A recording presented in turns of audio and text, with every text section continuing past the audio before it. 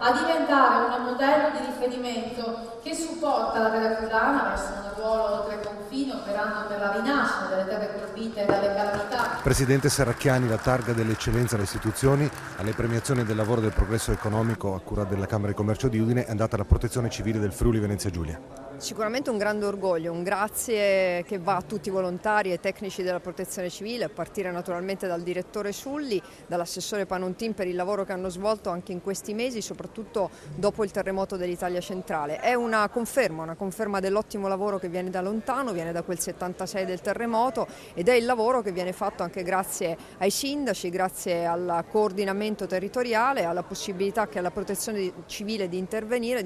subito, anche perché insomma abbiamo lavorato molto perché diventasse davvero un'eccellenza, come oggi è stato confermato. È stata l'occasione di una conversazione con il direttore del Messaggero Veneto per fare un po' il punto su ciò che la Regione fa per l'economia. Lei ha parlato di una legge di stabilità che mostra un bilancio sano. Sì, un bilancio sano, non ci dimentichiamo che siamo la prima regione in Italia per quanto riguarda l'avanzo di bilancio, i nostri conti sono in ordine, siamo riusciti a consolidare un po' tutte le iniziative che avevamo intrapreso già da qualche anno a partire dalle riforme, ci sono 300 milioni circa di entrate in più, insomma il che significa che siamo riusciti anche ad attrarre investimenti. Ci sono dei numeri positivi anche per quanto riguarda la regione, 6.000 occupati in più, un tasso di occupazione che sale e un tasso di disoccupazione che finalmente inizia a scendere. Certo, siamo consapevoli che sta cambiando anche il sistema, ci sono meno contratti che quest'anno vengono firmati anche perché ovviamente sono calati gli incentivi, ma il dato è ancora positivo e noi tentiamo di lavorare perché migliori. Da ultimo lei ha citato la conferma delle linee di rilancio imprese, ma anche una novità: Attiva Giovani.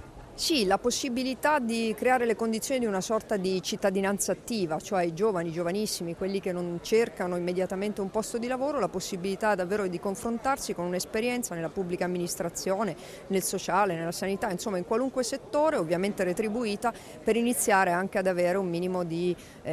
preparazione che possa servire poi per il vero e proprio ingresso nel mercato del lavoro.